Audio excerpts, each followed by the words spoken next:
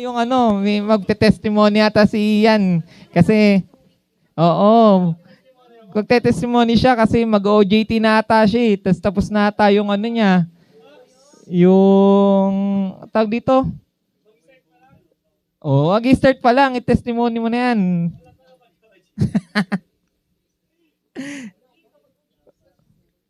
Wala pa ba yan? Yan. Sige, pagka-meron na daw. Para makapag-testimony siya. Sige, tawagin na po natin si Kuya Arnold. Pangatlong tawag na yan, ha? Joke lang po. Pabira, Brad, para may galit ka.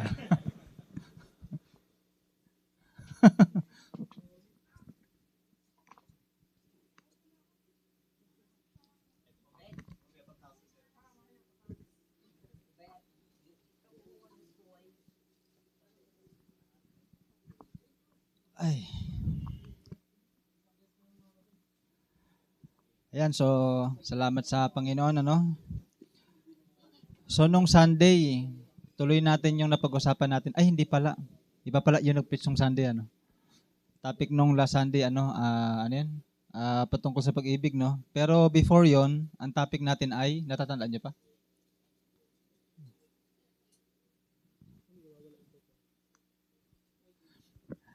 So, natandaan niyo? Waiting.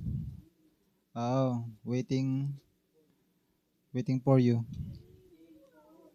Yun lang.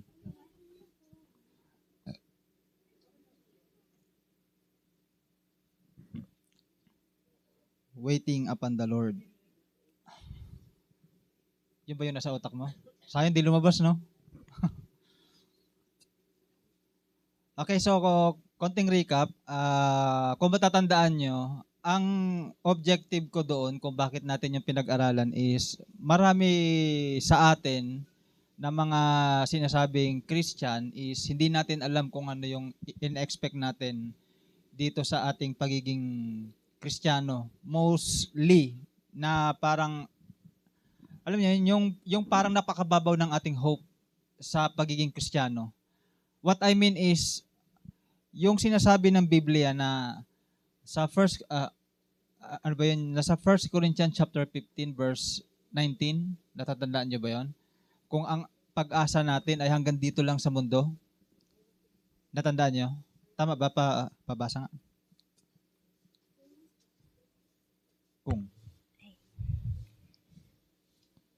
Kung ang pag-asa natin kay Kristo ay para lamang sa buhay na ito, tayo na ang pinakakawawa sa lahat ng tao. Hello. Ayun. So, sabi ng Bible, no, kung yung hope mo sa pagiging Christian hanggang dito lang sa mundo, kawawa ka, para kang walang pinagkaiba sa mga taong hindi rin umaasa sa Panginoon. So, kinuha natin yung Isaiah chapter 40, verse 28 hanggang 31 dahil gusto natin pagtibayin yung ating punto na ang inaasahan natin sa Panginoon ay hindi lang panghanggang dito sa mundo, kagaya ng tayo ay mapagpala lang materially or makuha natin yung mga hinihingi natin na may kinalaman sa ating physical. Amen? So, hindi yon yung ating pinakalayunin. Tandaan nyo, ang sabi ng Panginoong Hesus, isa sa mga kanyang basic teaching sa Mateo chapter 6, na tungkol saan, na kung saan ay itinuro po niya sa atin yung patungkol sa pag-aalala. Okay? Dito sa Mateo chapter 6, verse 28 hanggang 30. Mateo 6, 28 hanggang 30. At bakit kayo nababalisa tungkol sa pananamit? Isipin ninyo kung paano tumutubo ang mga bulaklak sa parang, hindi sila nagtatrabaho ni gumagawa ng damit.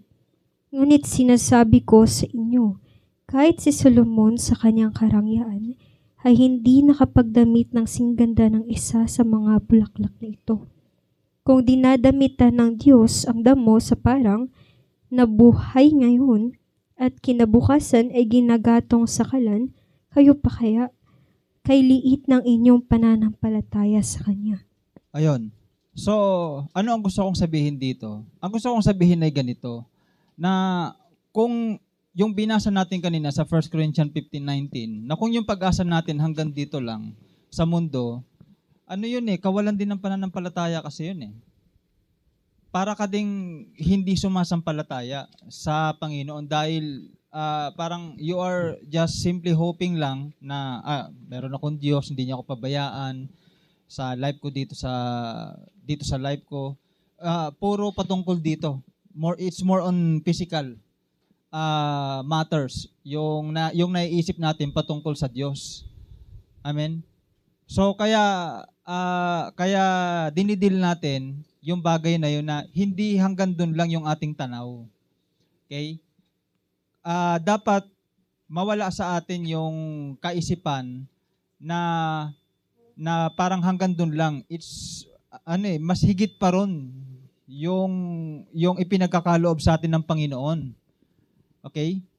Sabi nga ng Biblia yung sa pagsisikap natin sa kabanalan, mayroong pakinabang hindi lamang dito sa mundo, kundi maging sa buhay na darating. Yan ay nakasulat sa 1 Timothy chapter 4 verse 8.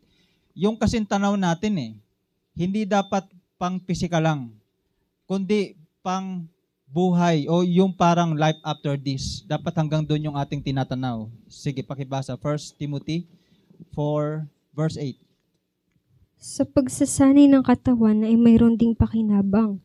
Ngunit ang makadiyos na pamumuhay ay mapapakinabangan sa lahat ng paraan, sapagkat ito'y may pangako hindi lamang para sa buhay na ito ngayon, kundi maging sa buhay na darating. Ayun. Yung kasing pangako ng Diyos, hindi lang pang dito sa mundo, kundi maging pang sa buhay na darating. Okay? Yung hinihintay natin na buhay, yung doon sa langit Tayo kasi, as a Christian, dapat ang nagbibigay ng excitement sa atin ay yung bagay na inihanda doon sa langit.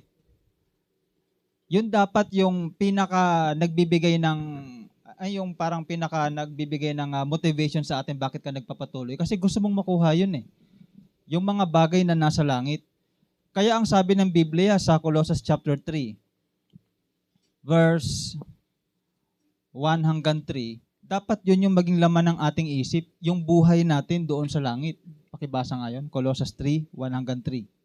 Yamang binuhay kayong muli na kasama ni Kristo, ituon ninyo ang inyong pag-iisip sa mga bagay na nasa langit na kinaroroonan ni Kristo, na nakaupo sa kanan ng Diyos. Ang mga bagay na panlangit ang isaisip ninyo, hindi ang mga bagay na panlupa, sapagkat namatay na kayo at ang inyong buhay ay nakatago sa Diyos, kasama ni Kristo. Ayun, kasama ni Kristo. So, sabi ng Biblia, meron siyang sinasabi na yung buhay natin ay naroon sa kung nasan si Kristo. Nasan ba si Kristo ngayon? Nasan siya? Nasaan? Nasa bahay? Nasa bahay nyo? Paano sa bahay namin? Wala. Ang damot mo naman kay Christ. Bahagi mo naman sa amin. So, nasan si Kristo ngayon? Ha? Nasa langit. Ano ba natin yung sagot? Oo. Ha? Oo, nasa langit Tsaka yung mga bagay na inihanda sa atin ng Panginoon, nandun sa langit talaga. So meaning, gusto ng Panginoon na yun yung maging laman ng ating isip. Kaya nga sabi ng Biblia isaisip natin yung mga bagay na panlangit. Ang isang bagay kung bakit nanghihina tayo sa pag-asa natin, kasi di ba pinag-aralan natin, kung matatandaan nyo yung Isaiah, na sinasabi doon, yung Isaiah 40 verse 28 hanggang 31, na maging ang kabataan ay nanghihina din. Tinukoy ko sa inyo na yung sinasabing weight, kung matatandaan nyo, is kava. If you remember, kava in Hebrew. Yung weight na sinasabi doon, even the youths, sa verse 30, shall faint and be weary, and the young men shall utterly fall, but they that wait upon the Lord shall renew their strength. So, define natin yung wait, yung waiting as kava in Hebrew, meaning you are expecting something. Okay? At hindi lang siya basta nag-e-expect ka, kundi meron siyang intense na yung parang may tension. Yung talagang hinihintay mo talaga ng sobra. Hindi lang basta naghihintay ka na parang okay lang kahit wala. Ito hindi. Talagang hinihintay mo talagang mangyari. Hinihintay mo talagang mangyari na mayroon siyang tension. Okay? Sabi dito meron kang ina-anticipate na mangyari. Okay? At yun ay walang iba kundi kung ano yung inaasahan natin mula sa Panginoon. Kung sasagutin natin yung tanong, ano ba ang inaasahan talaga natin sa Diyos? Ano ba yung ating hinihintay? Okay? So, makikita natin yan dito sa Titus chapter 2 verse 13. Sa Titus chapter 2 verse 13.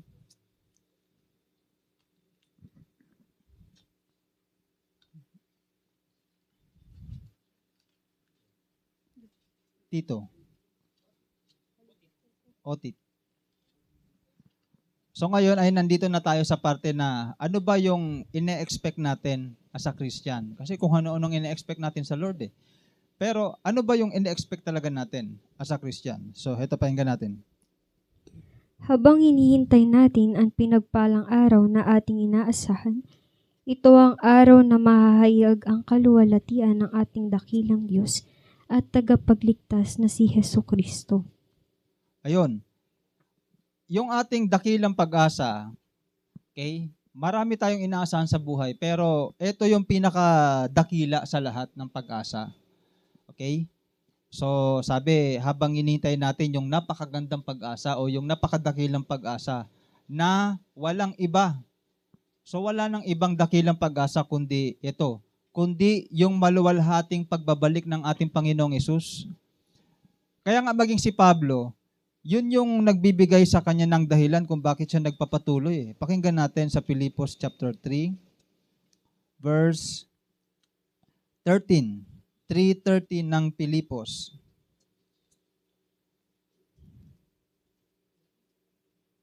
Mga kapatid, hindi ko ipinapalagay na nakamit ko na ito, ngunit isang bagay ang ginagawa ko. Habang nililimot ko ang nakaraan at sinisikap na marating ang layuning nais kong makamtan. Tuloy. Nagpupunyagi ako patungo sa hangganan upang makamtan ang gantimpala ng pagkatawag sa akin ng Diyos sa pamamagitan ni Kristo Jesus ang buhay na nasa langit. Yun.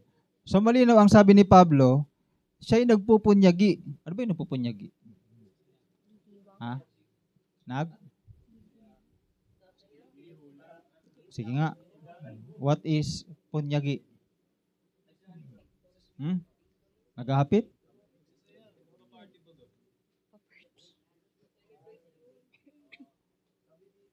Nagpupunyagi. Yung nagpupunyagi, yung nagpapakahirap. Nagsisipag. Nagtitiis. Yan, pwede yun, nagtitiis. Something na may, yung may pagtsatsaga, naghihirap, parang ganon. Striving, yung. Mas maganda kasi sa English. Mag-English na nga lang tayo. English na nga lang tayo. So, nagpupunyagi. Tanong, tayo ba, meron ba tayong pagpupunyagi para makamtan natin yung reward? Kasi yung reward, nandun sa hangganan . Nandun siya sa hangganan. Ang sabi ng Biblia, malinaw, na si Pablo, para siya makarating doon, ang sabi ng Biblia, nililimot niya ang nakaraan. Okay? At sinisikap na marating ang layunin na nais niyang makamtan. So, from the word nais, yung desire. Alam niyo, ang problema kasi sa atin, hindi yun ang desire natin . Okay? Hindi yun ang desire natin. Ito yung sinasabi ko na tinutukoy sa Biblia na panghihina natin. Nangihina tayo. Okay? Sabi ng Bible, kung babalik tayo again sa Isaiah chapter 40, no? Sabi dito, even the youths shall faint, napapagod. Okay? Napapagod saan? Napapagod sa paghihintay. Okay? Pinag-aralan natin to nung nakaraan, ibig sabihin ng napapagod, yung parang wala kang gana doon sa hinihintay mo. Okay? It's either hindi mo alam kung ano yung hinihintay mo talaga, or nawawala o nabubura yung pag-asang ito sa iyong isipan. Si Pablo, number 1, ang sabi niya, ito yung kanyang desire. Kaya nagpupunyagi siya, yung pagka may gusto ka Pagka mayroon kang desire sa isang bagay, magpupunyagi ka Yung magsisikap ka, lilimutin mo yung nakaraan at nagsisikap kang makarating doon sa iyong gustong patunguhan, sa gustong patunguhan. Kaya kapag ang langit, hindi mo gustong tunguhin, hindi ka rin makakarating doon Okay? Kung wala yan dito sa desire mo, hindi naman talaga yun yung habol mo. Kaya ka nagsisimba, kaya ka nag-aaral, nag-aaral ng salita ng Diyos, or kaya ka nananalangin. Kung hindi lang ang layunin mo ay makarating sa langit, walang saysay lahat ng mga, yung mga religious matters. Okay? Kasi kailangan niyang pagsisikap Tandaan nyo, sinasabi sa atin ng Biblia na ang pagpasok natin sa kaharian ng Diyos ay parang pagpasok sa makipot na pintuan. Okay? Kung pumasok ka sa makipot na pintuan, according sa Matthew chapter 7, edi hindi ka komportable. Hindi ka magiging komportable pasukan yung makipot na pintuan. Kasi para ka magkasya doon, kailangan wala kang bagahe, wala kang dala. Dapat ikaw lang, kasi makipot na yun Yun lang. Tsaka kailangan di ka mataba. Asan yun? Kaya mag-diet na yung mga matataba, no? Baka di ka makapasok doon sa makipot. Makipot nga Yun lang. So, ano ang ibig sabihin? Talagang may pagsusumikap. Yung pagpunta natin sa langit, hindi naman siya ganun kadali, gaya ng iniisip natin Kaya nga kailangan pagsumikapan Okay? Alam nyo, madali ang maligtas. Ganito kasi ang kaligtasan. Sana maintindihan yung paglalarawan ko, no? Ganito ang kaligtasan. Kapag sinabing ligtas ka na, meron kang assurance doon sa langit. Sigurado yung spot mo. Parang ganito, para kang nag-book sa isang eroplano. Pagka nag-book ka na, andun na yung pwesto mo, nasa eroplano na, pero wala ka pa ron. Tama? Pero maraming factor para hindi ka makarating doon. Nakuha nyo? Kagaya nung na-late ka sa flight, nawala yung ticket mo. O kaya, ayaw mo lang pumunta, hinayaan mo na lang. Ganon na ganon ang salvation natin. Yes, may assurance ka sa langit. Nandun na nga yung pangalan mo, nauna na nga Pero wala ka pa ron. Wala pa tayo doon. So kaya kailangan wag natin iwala yung ticket natin kasi pagdating natin doon sa airport, hahanapin yun, di ka papasukin ng gwardiya doon. Yun yung assurance na meron kang spot doon Hindi mo naman pwede sabihin, hindi, meron na akong number dyan, nawala lang yung ticket ko. No, ganon din sa langit, sasabihin ano bang hahanapin sa atin kapag na-meet na natin si Christ? Holy Spirit. Kung nilayasan ka ng Holy Spirit, di ba? Ang dami pwede mangyari sa atin. Kaya kung babalik tayo sa dating pinapag-aralan natin, kung matatandaan nyo, I think nasa 1 Peter chapter 4 yata yon, na kung ang taong matuwid, hirap maligtas. Di ba? If the righteous person is currently to be saved, ano pang pag-asa nung hindi sumusunod sa Diyos? Di ba? So, wag nating kalilimutan, ganun yung kaligtasan natin. We are saved. May spot ka na doon sa langit, nandun na. Ang kulang na lang, ikaw. Kailangan makarating ka doon. Nakukuha nyo, nagigets nyo yung ating paglalarawan. So, ganun yung ating kaligtasan. Tama ba yung talata natin? 1 Peter? Sige nga, basahin mo nga. Tulad ng sinasabi ng kasulatan, Kung ang taong matuwid ay napakahirap maligtas, ano kaya ang kahinatnan ng mga makasalanan na hindi ko makilala sa Diyos? Ayun. Kung ang taong matuwid hirap maligtas, ano pa kaya ang pag-asa ng iba? Kung tayo matuwid na, hindi naman kung matuwid ka, maliligtas ka dahil nakadepende pa yung kung may pagsusumikap kang pumunta doon. Okay? Kaya hindi ito isang bagay na parang, dalawa option ah. Ay pala, dalawa, kala ko sa yung isa. So, hindi ito isang bagay na parang, okay, ligtas ako tapos kampante ka na. No. Hindi ganon. We should be wise. Gaya ng 10 virgins. Lahat naman merong hawak na ilaw eh. 'Di ba? Pero sino lang yung nakapasok doon sa kasalan? 'Di ba yung matatalino? Pero yung 5, hindi. So, ang daming pwedeng mensahe nun eh. Yung mga tinawag, hindi lahat makakapasok eh. Kasi hindi lahat napagliwanag yung ilaw eh. Ang lesson doon ni Jesus Christ, yung kailangan bago siya dumating, nagliliwanag yung ilaw mo eh. Kasi kung hindi mo napagliwanag yung ilaw mo, baka di ka makapasok sa langit. Yung pagdating ng Panginoong Hesus doon mo palang pagliliwanagin yung ilaw mo. Too late na. 'Di ba ganun ginawa nung mga nung 5 hangal, naubusan sila ng langis. Tama? Naubusan sila ng langis tapos namatayan sila ng ilaw. O kaya ang ginawa nila, bumili pa sila. Habang bumibili sila, ano nangyari? Dumating naman yung lalaking ikakasal. Pagdating naman ng lalaking ikakasal, hindi na sila hinintay. Sinarado na. Nakapasok na yung 5 matatalino. Ibig sabihin, yung 5 naghanda. Doon sa Mateo 25. Diba? So, dapat paghandaan natin. Dahil ang pagpasok sa langit, hindi isang bagay na parang kampante ka na. Kung nandito tayo, nakakapag-aral na tayo, nakakapagsimba na tayo, may mga nagagawa na tayo, mga mabubuting bagay, papasok ka na sa langit. Kailangan ingatan mo yung mga ganon. Ingatan natin yung mga ganon. Kailangan sipagan natin, magsikap tayo, limutin ang nakaraan at magsikap patungo sa ating gustong patunguhan. Kaya number 1, kung talagang gusto mong pumunta doon, isang bagay na may assurance ka na ligtas ka. Pero another thing, yung talagang desire mo ang pumunta ron. Okay? Nakuha po natin? So yan. Kasi kung hindi tayo mag-iingat, baka hindi tayo makapunta sa langit dahil maraming babala ang Biblia.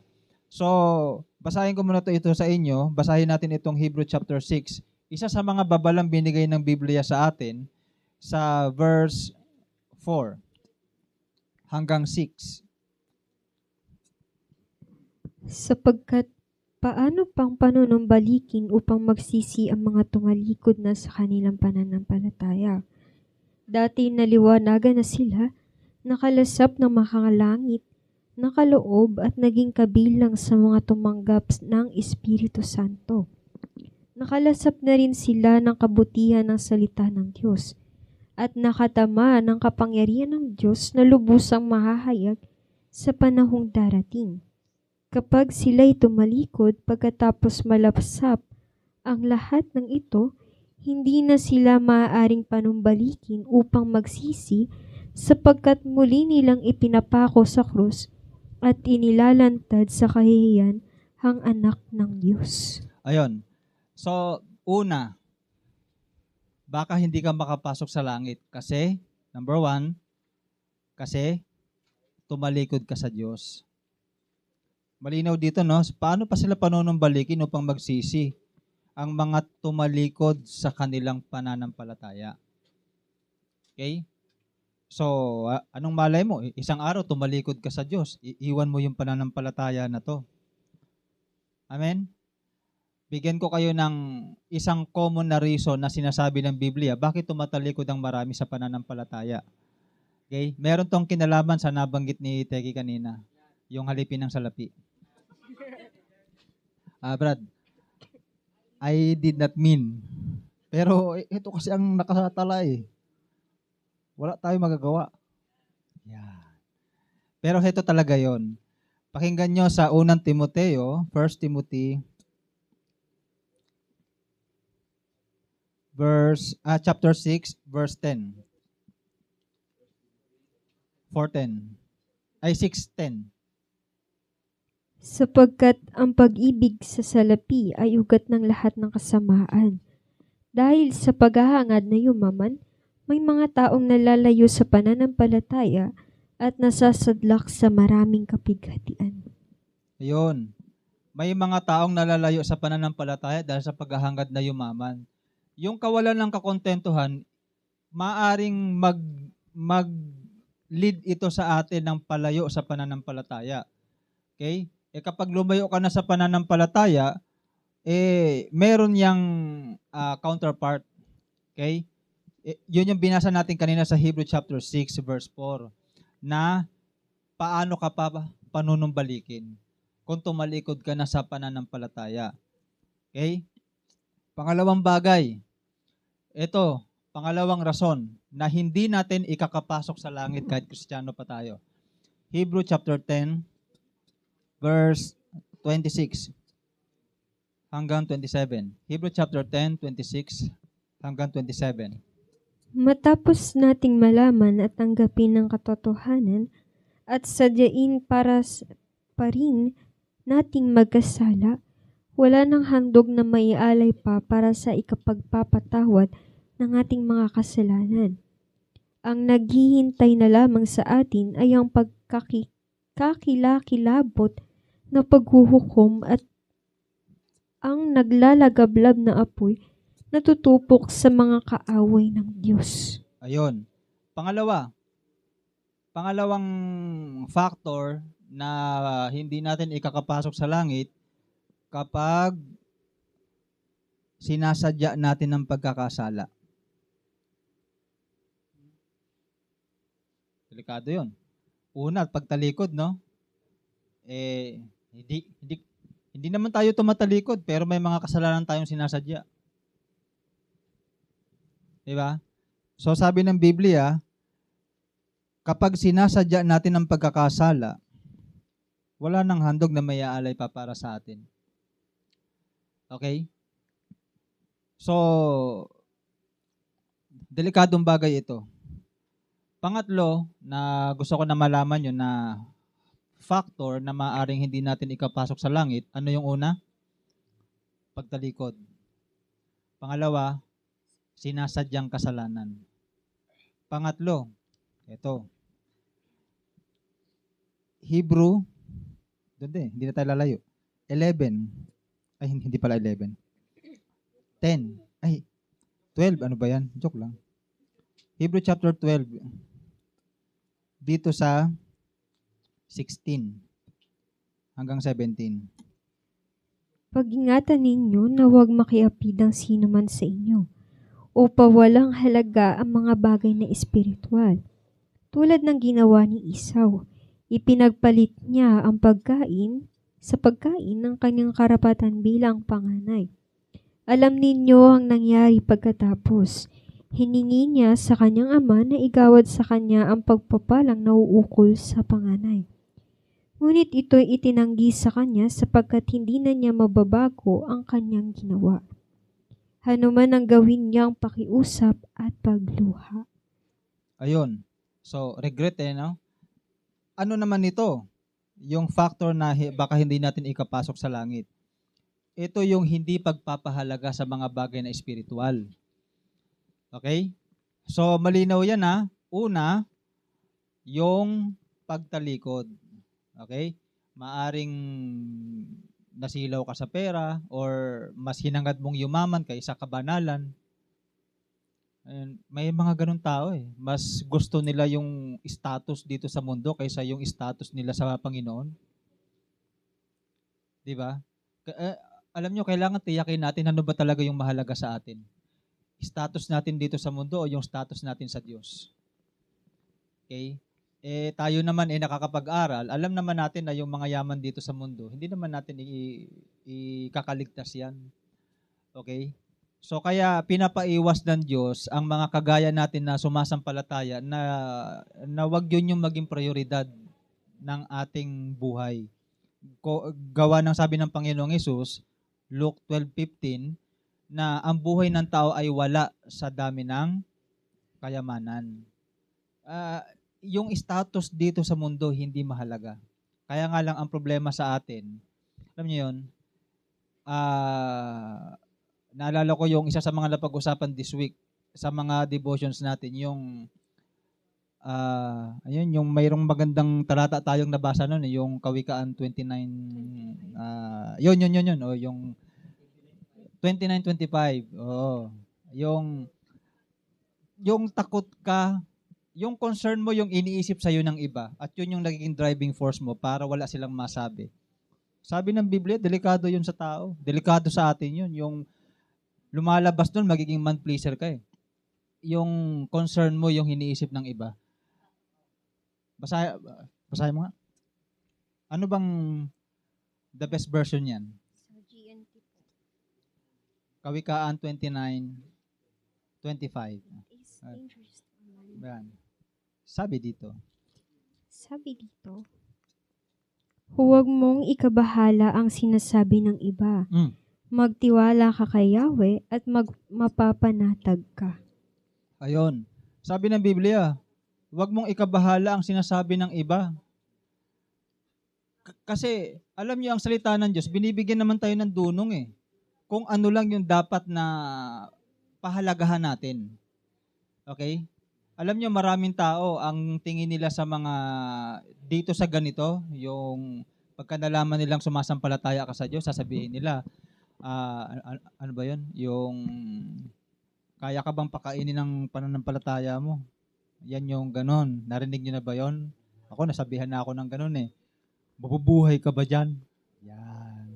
Oo. Kasi sa kanila eh, di na bali maging halipin ka ng salapi, buhay ka naman. Di ba? Pero kabaliktaran sa Diyos eh, no? Sa Panginoon, kabaliktaran. Sabi nga ng Diyos, wag tayong umasa dyan eh. Di ba? Magtrabaho tayo, not to the extent na you know, na parang sineserve natin yung expectation ng iba. Hindi ganun. Huwag kayong magtrabaho sa ganun dahil magtatrabaho kayo ng 100 pressure niyan. Papi-pressure lang kayo sa work. Kasi sabi ko nga eh, o sige, sabihin, makakuha ka man ng work, anong next? Una, sasabihin ka nila, wala kang trabaho. Tamad, palamunin, pabigat. Taba na nga eh. Pabigat pa. Yon. Eh, pagka nagkatrabaho ka, anong next? Eh, sisilipin yung sahod mo. Yung naitutulong mo, kulang. Kahit naman anong gawin mo, may masasabi ang tao eh. Lalo na kung may kasama ka sa bahay na mas malaki yung sahod kaysa sa'yo. Yun. Ganun yun. Ha? So, ang punto ko, huwag kayong magtrabaho dahil napipressure kayo. Huwag. Dangerous yun, sabi ng Biblia. Okay? Yung huwag mong katakutan yung iniisip ng iba. Okay? Huwag kang gumalaw dahil napipressure ka. Okay? Kasi pinalaya tayo ng Panginoon sa mga ganyang bagay eh. Okay? Sa Diyos, maglingkod ka lang sa Diyos, hindi ka naman pababayaan ng Lord eh. Baka makukuha mo yung pinaka-the best. Basta na kay Lord ka. Sabi nga nung pangako ng Panginoon doon sa Book of Isaiah chapter 1 eh. Chapter 1 verse 19. Sige nga, pakibasa nga lang. Isaiah 1:19 kung di ako nagkakamali. Kung susundin ninyo ang aking sinasabi, tatamasahin ninyo ang ani ng inyong lupain. Ayun. If you are willing and obedient, you will eat the best of the land. Ibig sabihin, kapag nasa Diyos ka, hindi yung tira-tira ang ibibigay sa'yo ng Diyos, kundi yung the best. Yung the best. Basta marunong ka lang sumunod sa salita ng Diyos. Ang Diyos naman, alam niya kung paano pinagpapala yung mga naglilingkod sa Kanya at yung mga nagtitiwala sa Kanya. Kaya hindi natin kailangan ma-pressure sa sinasabi ng iba. Do good. Gawin nyo lang kung anong tama. Magtrabaho kayo, mag-aral kayo, dahil yun yung ginagawa dapat ng isang Kristiyano. Gawin nyo yan na parang sa Diyos nyo ginagawa, hindi dahil may sinasabi ang iba. Lumayo kayo sa mga expectations. Mapipressure kayo dyan. Marami nabibigatan sa expectation. Ang ginagawa, naghahanap ng escape para mawala sila doon sa expectation. Kaya yung iba, ang ginagawa, nag-aasawa ng maaga para mawala sa kanya yung expectation ng kanilang mga magulang. Di ba? Kristiyano tayo. I-serve na lang natin yung ine-expect ni Lord sa atin kaysa yung ine-expect ng mga tao sa atin. Okay? At baka may mangyari pang mabuti sa ating kaluluwa. Amen? So yan. Kaya wag tayong mahulog sa ganun. Isipin mo yung kaluluwa mo. Ang mahalaga sa tao, tandaan nyo to ang mahalaga sa tao, yung makarating ka sa langit. Yan ang pinakamahalaga sa atin lahat. Kaya inaaral natin to. I-strengthen natin yung pag-wait natin. Na yung habang nabubuhay ka rito sa mundo, tumitindi yung pagnanasa mong mapunta ka sa piling ng Diyos. Kasi nandun yung perfection eh. Napakagandang lesson sa buhay natin na lahat dito, yung relationship natin, napaka-imperfect. Yung family natin, hindi perfect. Yung work natin, hindi perfect. Yung friends natin, hindi perfect. Lahat ng yan, dapat makaisip tayo na ayoko na dito. Gusto ko doon sa perfect. Di ba? Perfect relationship, perfect na kaibigan, perfect na pamilya, perfect na atmosphere, perfect na place. Lahat ng perfect. Andun kasi sa langit yun eh. Wala dito eh. Dapat nga nagiging ganun tayo eh. Kaysa yung damhin natin masyado yung kalungkutan natin dito na masyado tayong disappointed dahil hindi perfect yung mga nararanasan natin dito. 'Di ba? So dapat maging ganun tayo, mag-isip. Kaya tinuturo ko tong mga bagay na to para makatiyak tayo kasi sayang naman yung paghihirap natin sa paglilingkod sa Diyos kung mawawala lang din tayo sa linya. Okay? So, manatili tayo doon sa linya.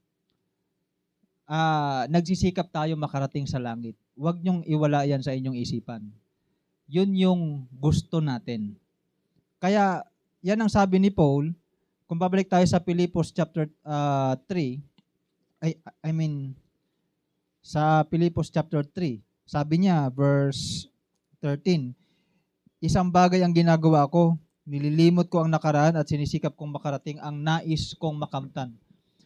Kung gusto mo yung langit, may pagsisikap kang gagawin. Okay? Pangalawa, sabi niya, maliban sa desire na meron siya, kaya niya gustong pumunta doon, meron siyang pagpupunyagi o paghihirap. Meron siyang effort na ginagawa, makamtan lang niya yung gantimpala na yon. Amen? At malino kay Pablo kung ano yung gantimpala. Yun ay walang iba kundi ang buhay na nasa langit. Sa verse 15, ang sabi niya, pakibasa nga yung 15, Filipos 3:15. Tayong malalagos sa pananampalataya ay magkaroon sana ng gantong kaisipan. Yun. Pero kung hindi ganito ang pag-iisip ninyo, ipapaunawa ito sa inyo ng Diyos. Ayun. Kung hindi ka ganun mag-isip, ang sabi ni Paul, papaunawa sa iyo ng Diyos. Kaya nga lang, kung malago ka sa pananampalataya, dapat ganito ka mag-isip. Okay? Na meron kang ini-strive doon papunta sa langit. Gusto mo yon. At dahil kung gusto mo yon, magpupunyagi ka para doon. Amen? So, kailangan ma-strengthen natin yung sinasabi nating paghihintay natin sa Panginoon. Yung ating blessed hope. Malapit na dumating ang Panginoon. Di nga lang natin alam kung kailan kasi sa Lord ang isang araw sa Kanya sa atin, 1,000 taon eh. Kaya pag sinabi ng Lord, bukas punta na ako dyan.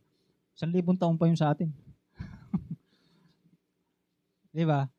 Tayo kasi syempre, iba yung timetable natin sa Lord. Tayo nainip tayo. Kaya nga lang kung minsan dahil hindi pa naman nangyayari, nagiging complacent tuloy tayo. Ano nga ba yung complacent? Sa Tagalog, parang nagiging tayo yung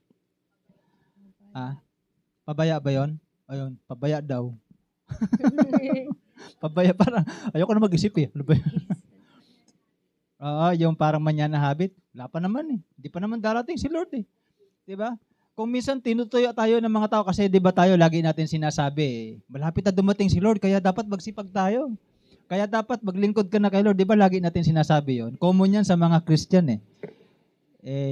Kaso sabi ng mga tao, nasa na? Sabi niyo pupunta na. Nasa na? 'Di ba? Panahon pa nila Pedro, meron ng mga ganung salitaan eh. Kaya kung babasahin yung yung 2 Peter chapter 3, inaasar na doon yung mga apostol eh. Sumulat si Pedro eh.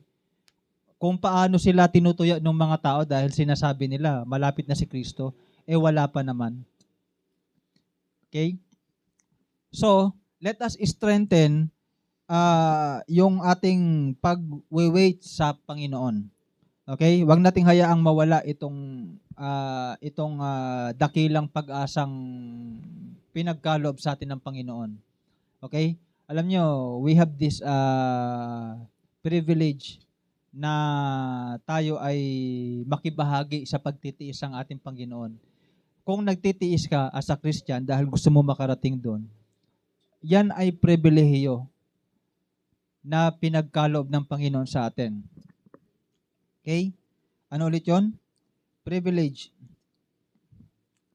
Basahin natin yung, I think nasa Colossus yun, chapter 1.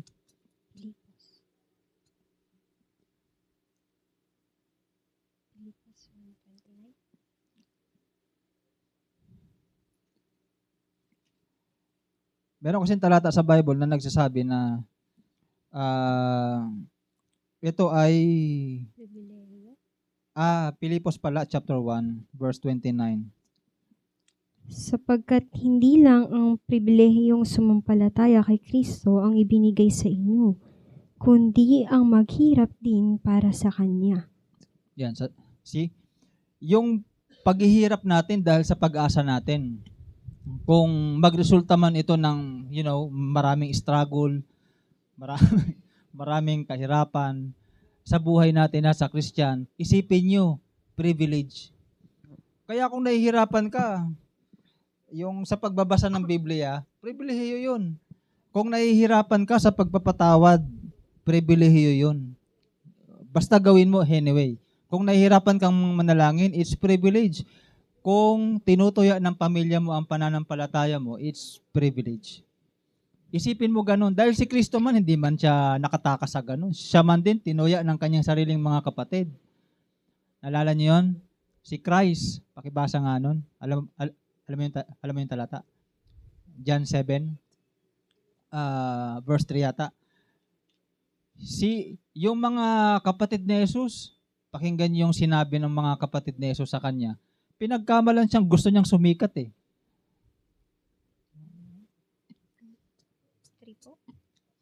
Sige. Kaya't sinabi kay Jesus ng kanyang mga kapatid, bakit hindi ka umalis dito at pumunta sa Judea para makita? May tono.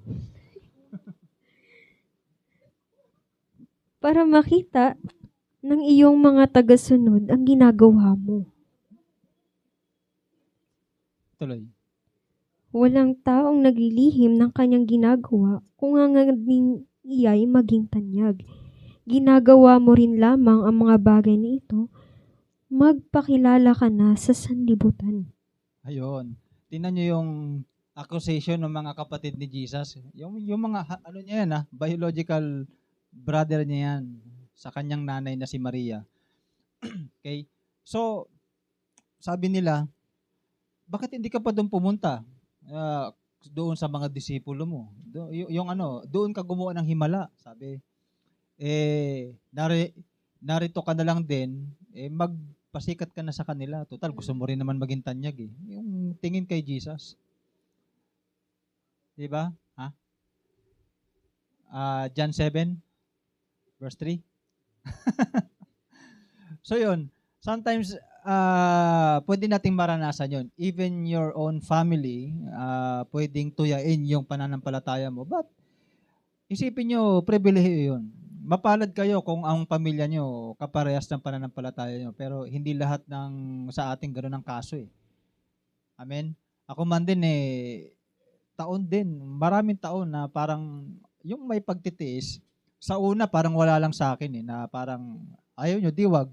Ganun ako nung una basta ako magsisimba ako. Pero, habang tumatagal ka sa pananampalataya, nakikita mo yung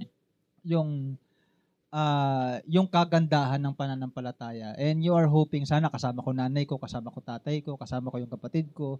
Yun, yung as you grow in faith, nakakaisip ka ng ganun eh. Kaya nga lang kung minsan kapag ikaw malago ka na, ganun ka na mag-isip, ayaw nila, nalulungkot ka na ngayon. 'Di ba? Nakakaranas ba kayo ng ganung lungkot sa ngayon? Ayaw nila sumama sa pananampalataya nyo. Amen. So, ganun tayo. Maraming tayong factor para mahirapan yung ating kalooban. But that's okay dahil part yan ng pakikibahagi natin sa paghihirap ni Kristo habang tayo ay nabubuhay dito sa lupa. Okay? So, ano ba yung pag-asa ng mga anak ng Diyos? Yun nga yung ating blessed hope. Alam nyo kasi, sa pagbabalik niya, mangyayari yung lahat ng ating inaasahan. Okay? Ano ba yung inaasahan natin? Roma chapter 8, verse 23. Dalawang bagay yung pwede nating makita dito. Roma chapter 8, verse 23. At hindi lamang ang sanlikha, kundi tayong mga tumanggap na ang Espiritu bilang unang kaloob mula sa Diyos ay dumaraing din habang hinihintay natin ang paghahayag ng ating pagiging mga anak ng Diyos at ang pagpapalaya sa ating mga katawan. Ayun, dalawang bagay ang hinihintay natin sa pagbabalik ng ating Panginoon. Una, gusto natin na mahayag yung ating ganap na katayuan bilang anak ng Diyos. Di mo kasi sila naniniwala na anak ka ng Diyos eh. Di ba?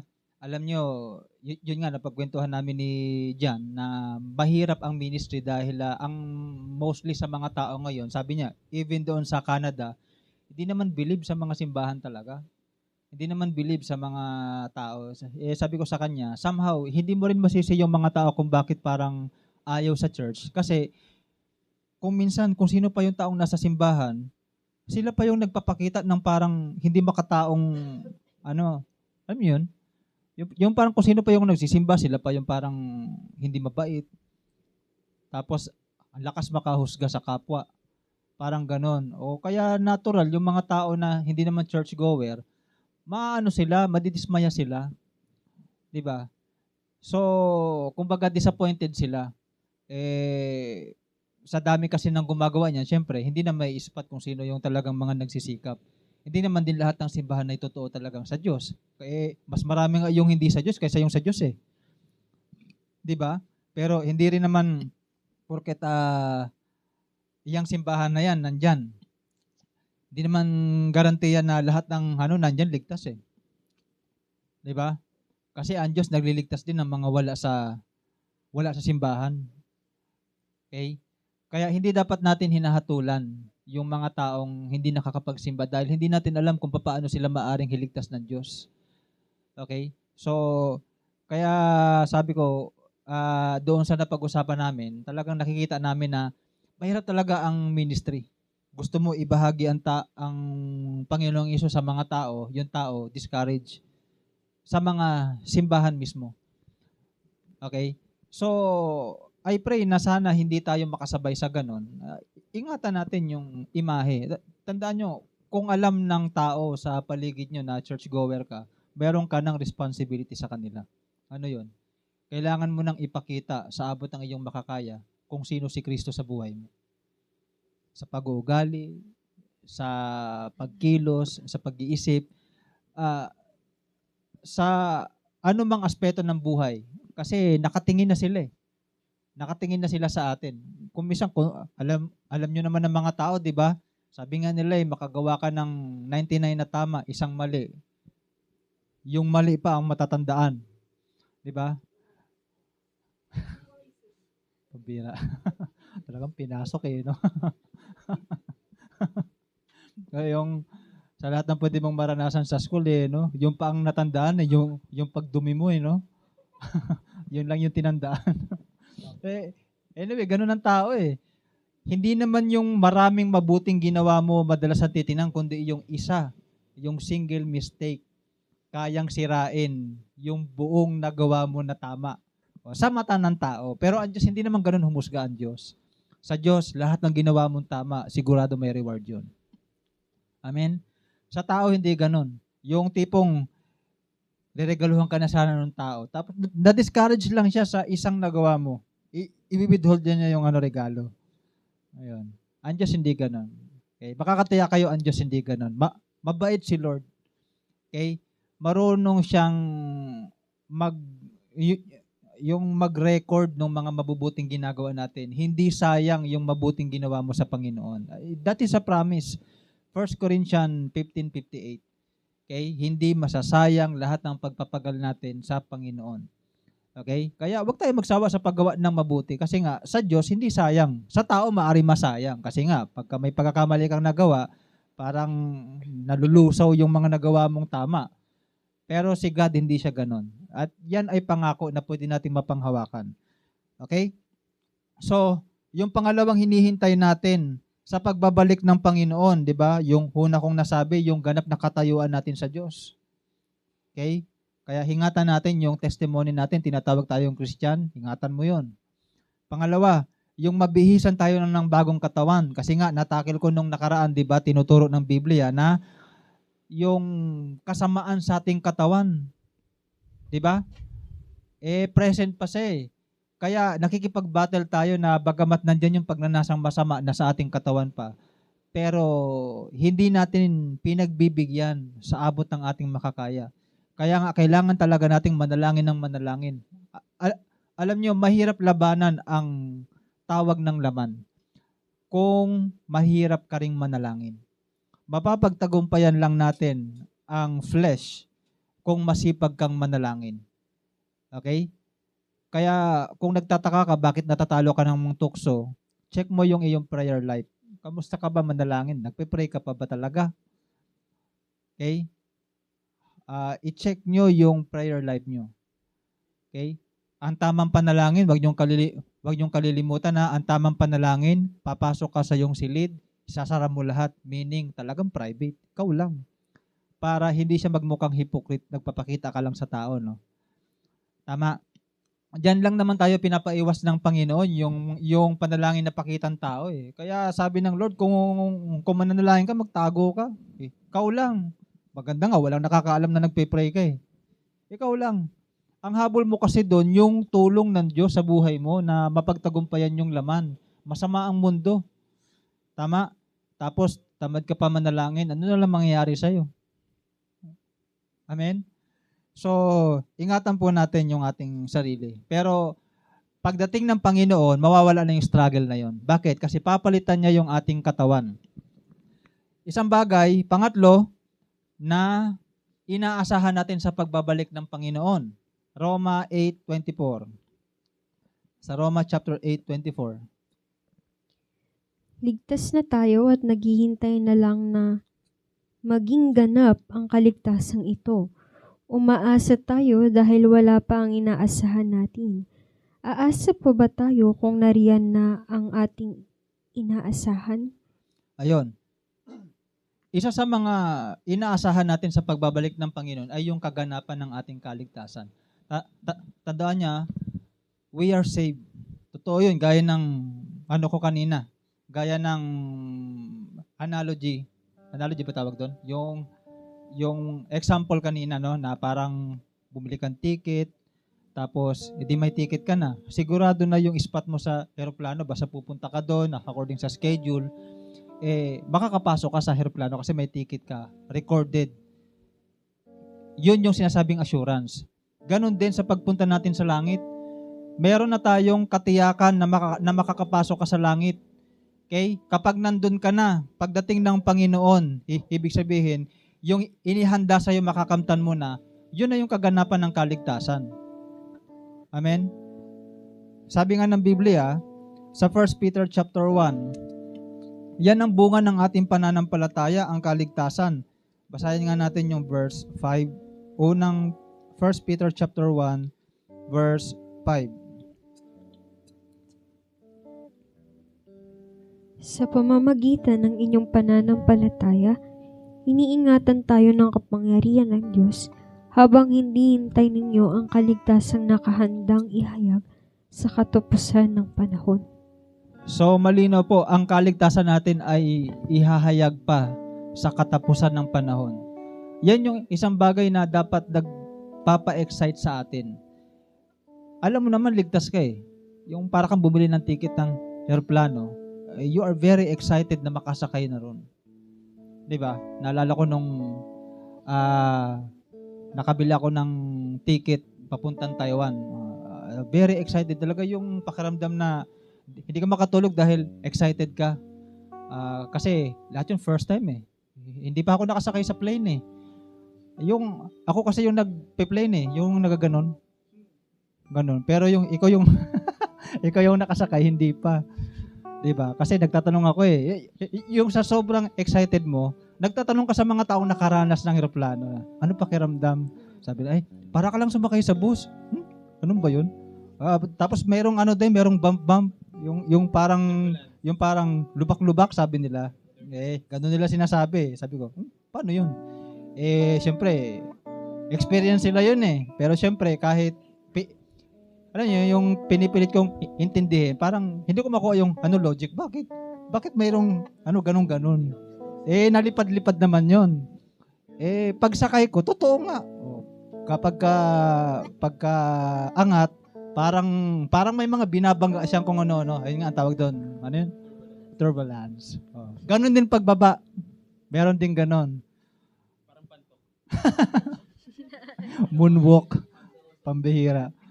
Ang ganda nga nung pagsakay ko sa airplane, sabi ko, eto pala yung feeling. Yan. Pagkabalik ko sa Pilipinas, meron ako pagmamalaki, meron akong pagmamayabang, di ba? Kasi first time yun eh. Yung feeling na ganon, alam mo, sigurado yung spot mo sa langit. Andun yung pangalan mo, di ba? Sabi ng Biblia sa Lucas chapter 10 verse 20, maging masaya kayo dahil ang inyong pangalan ay nakasulat sa sa aklat ng buhay. Yun dapat yung kagalakan natin. Yung, alam mo, ligtas ka na, dun yung pangalan mo eh. Kaya excited ka makarating dun. Hindi pa naman natin kasi nakita yun eh. Kaya nga, nagiging sa atin eh. Yung parang mystery, ano kaya yun? Ano kayang feeling na nasa langit ka, no? Ano kayang feeling na lahat ng kasama perfect? Kasi alam mo na yung feeling na yung kasama mo hindi perfect eh. Yung kumisa may toyo, kumisa may suka, yung isa bawang, pinagsama-sama ng adobo sa loob ng bahay. 'Di ba? Pero what is the feeling na yung kasama mo napaka-perfect? Ako di pa ako nakaranas noon. Nakaranas ba kayo noon? Perfectong relationship, perfectong kasama, perfectong lahat perfect. 'Di ba? Wala tayong nikatiting na idea what is the feeling yung mapunta ka sa isang lugar na perpekto. Kapag inisip-isip mo yon, susulputan ka sa puso mo ng yung excitement. Tama? Pag excited ka na sa langit, nako, sigurado, mag-iisip ka ng mga bagay-bagay kung paano talaga makapunta ron. At alam mo ang paraan papunta doon. Si Kristo lang. Kasi 'di ba sabi ng Biblia, John 14:6, sabi ni Christ, I am the way, the truth, and the life. No one comes to the Father except through me, except by me. Okay? Yun yung nawawala kasi sa atin eh, yung desire na makapunta sa heaven. Alam lang natin by information, pero by heart parang parang wala siya rito. Hindi ka excited. Yan. Pang-apat, ayun nga, John 14 nga, 1 hanggang 3. Sa Juan 14 verse 1 hanggang 3. Di ba yung pagdating ng Panginoon, isa pa to sa mga gusto natin eh, yung inaasahan natin, yung ibibigay sa'yo yung tahanan, bahay. Ay, mansion nga, di ba nakalagay? Pakibasa nga. John 14, 1 hanggang 3. Huwag mabagabag ang inyong kalooban. Sumampalataya kayo sa Diyos, sumampalataya din kayo sa akin. Sa bahay ng aking ama ay maraming silid. Kung hindi ito totoo, sasabihin ko ba sa inyong pupunta ko roon upang ipaghanda ko kayo ng inyong matitirhan? At kapag naipaghanda ko na kayo ng matitirhan, ako'y babalik at isasama ko kayo upang kayo'y makapiling ko kung saan ako naroroon. Amen. Napakagandang pangako ng Diyos para sa atin. Kaya sabi niya, wag tayong mabagabag, wag tayong panghinaan ng loob habang tayo ay nandirito sa mundo. Okay? Doon sa langit, maraming bahay na inihanda sa atin ng Panginoon. Amen. Ibig sabihin, talaga may tahanan ka talaga doon sa langit. Ang kagandahan dito, hindi mo siya hinulugan monthly. Di ba? Parang kung minsan, meron dito sa Mabuhay, hinuhulugan nila yung bahay nila, hindi naman silang nakatira, iba nakatira. Tapos naguhulog sila monthly. Di ba? Tapos, kinuha mo yung bahay, ipapagawa mo pa. Kailangan pa ng gas, no? Pero sa langit hindi na kasi ang sabi, ang Panginoong Hesus, kaya nga siya, ang isa sa mga dahilan kung bakit siya bumalik doon para ipaghanda ka ng tahanan eh. Meaning, pagkapunta mo doon, naka-ready na yun. Titira na lang. Ikaw na lang kulang. Diba? At sigurado hindi tayo mag-aagawan doon. Kung ano yung bahay natin. Diba? Nako, ewan ko sa inyo, no? Pero ako kasi, I always try to imagine yung itsura ng bahay. Kung yung pinagawang kaharian o yung templo ni Haring Solomon, pagkaganda-ganda, sigurado mas maganda yung gawa ni Kristo. Amen? Sabi nga ng Biblia, yung palang kalye natin doon, ginto. Diba? Sigurado hindi mo kukunin yun. Wala namang doon bumibili ng ginto Ano gagawin mo ron? Tapos babalik ka sa earth, hanapin mo si Mang Perning. Kasi bebenta mo yung gold. Doon hindi. Kaya ako, to be honest, tinatry ko lagi i-imagine. Kasi, alam niyo yun, ayokong mawala sa heart ko yung excitement na gusto kong maranasan yung mga ganung bagay. Okay? So, I hope ganun din kayo, no? Isa pang bagay kung bakit gusto natin na makapunta sa heaven dahil yan ang promise ng Panginoon sa atin. According sa 2 Peter chapter 3. Sa 2 Peter chapter 3 verse 13. Pinaghanda tayo ng Panginoon ng sige nga. Subalit ayon sa pangako ng Diyos, naghihintay tayo ng bagong langit at ng bagong lupa na paghaharian ng ating ng katuwiran. Ayun. Naghihintay tayo ng bagong langit at bagong lupa. Kailan darating yan? Pagdating din ni Christ. So yan yung mga bagay na hinihintay natin so far sa ating Panginoon. Kaya gusto natin na magtiyaga sa paghihintay dahil itong ganitong ginagawa natin ay talagang worth it. Sulit kumbaga. Sulit ang hintay ng Panginoon. Kaya wag tayong manghina. Ibig kong sabihin wag manghina, yung wag mong hayaan malos yung excitement mo sa pagdating ng Panginoon. Hayaan mong yun yung pinakamaging yung one of driving force bakit ka naglilingkod sa Lord, bakit ka nagsisikap, bakit ka magsisipag dahil alam mo sulit ito. May pangako ang Diyos. Naalala ko nung ako'y teenager dahil nag-enjoy ako sa yung community ng Christian. Na-feel ko yung parang ambience ng mga kapatiran na parang doon hindi ka i-judge, hindi ka husgahan. Tanggap ka nila no matter who you are. Ayoko din sa bahay dahil doon lagi ka pinapagalitan, sasabihan ka pang 80-80. Di ba? Yung 80-80. Maraming sinasabing baga totoo siguro, pero sa church wala akong ganung naririnig kaya siguro nagustuhan ko sa church. Naging tambay din ako sa church. Naalala ko, pagkagaling sa school, every night, dediretso talaga ako sa church. Kasi gusto ko maramdaman yung gusto ko yung atmosphere ng kapatiran, ang babait ng mga tao. Tapos, may mga kape rin.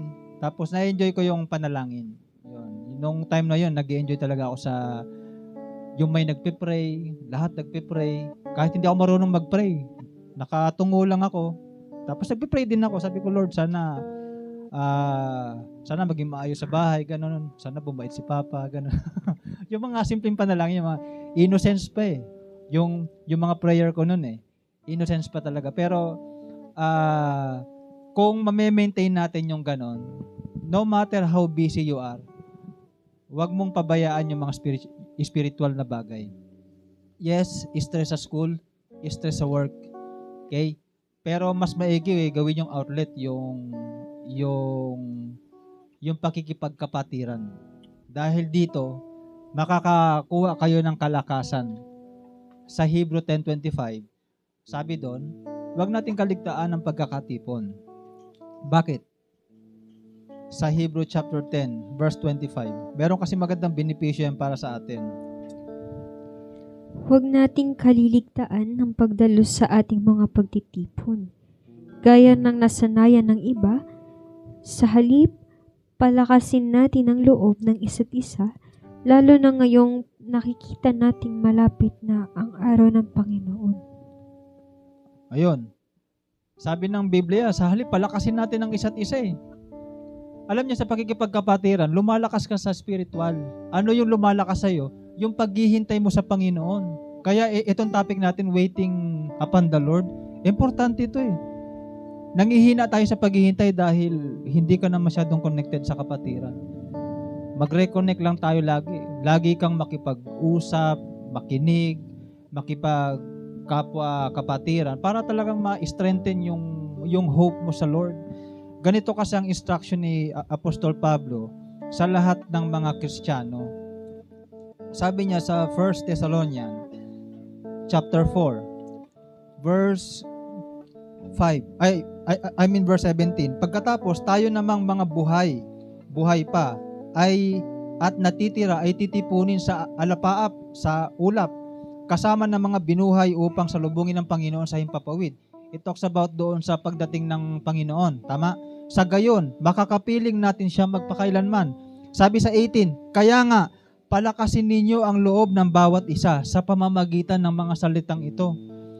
Yung pagdating ng Panginoon, yun yung sentro ng ating hope.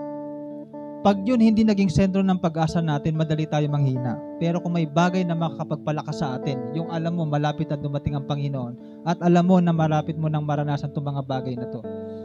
Kasi habang narito tayo sa mundo, lagi tayong candidate na, lagi tayong maraming factor na baka mawala pa tayo sa Lord, baka malunod pa tayo sa pagkakasala ulit, baka ma-deceive tayo. Yung mga bagay na yun na alam ko sa aking sarili, hindi simpleng bagay. Okay? Kaya nga, minsan naisip ko, sana the moment na tinanggap ko ang Panginoon o tinanggap natin ang Panginoon, sana automatic nawala lahat eh. Alam niyo yun, yung nawala yung pagnanasang masama, yung sa isip mong kung ano-anong iniisip natin madalas, yung puso natin sana talagang totally na yung talagang wala nang masama sa puso. Kasi kung naiintindihan mo yung danger ng paglalaro ng kasalanan, matatakot ka talaga. Amen? Kaya sabi ko, siguro kung gano'n ang situation, walang tatalikod. Kaya nga lang, ang Panginoong Hesus kasi nung siya'y nasa katawan tao, dama rin niya yung gano'n eh. Dama niya yung tukso. Dama niya yung kasamaan. Pero talagang nilabanan niya. At gano'n ang gusto niya sa atin. Labanan natin yung masasamang nasa ng katawan natin. Kahit ano pang gusto mo dyan. Kung alam mo na hindi yan kalooban ng Diyos, hindi yan mabuti, at yan ay masama, pigilan mo. Anong consideration? Alang-ala sa pangako ng Diyos na maranasan mo yung pangako niya. Okay? So, ito ang akin conclusion.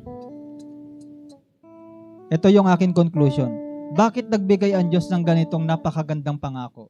Pakinggan niyo ang sinasabi ng 2 Peter chapter 1 verse 3 hanggang 4. And then we will pray. Tinanggap natin sa pamamagitan ng kapangyarihan ng Diyos ang lahat ng bagay na magtuturo sa atin upang tayo mamuhay na makadiyos. Ito ay dahil sa ating pagkakakilala kay Jesus na siya ring tumawag sa atin upang mabahaginan tayo ng kanyang kaluwalhatian at kadakilaan.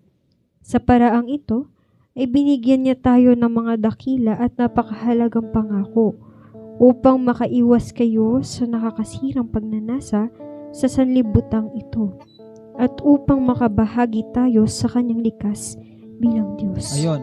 Napakaganda ng sinabi ni Apostol Pedro na kaya tayo binigyan ng Diyos ng ganitong napakagandang pangako para makapamuhay tayo sa kabanalan, makaiwas tayo sa nakakasirang pagnanasa ng mundong ito at makabahagi tayo sa kaluwalhatian ng Diyos. Yan ang dahilan kung bakit binigyan tayo ng pangako ng Panginoon. Okay? So siguro hanggang dito na lang muna at actually hindi pa siya tapos. Itong waiting upon the Lord. Baka next week ko na lang ituloy yung iba. So mayroon pa kasi akong gustong sabihin. Pero I think sapat na muna yun sa atin sa ngayon. At may mga konti rin tayong pagbabago sa mga ating sa ating mga pagro-rotate ng mga magpi-preach. Okay? So mapapaaga yung iba. Oo. Yan na mamaya. Ay si Teki malapit na.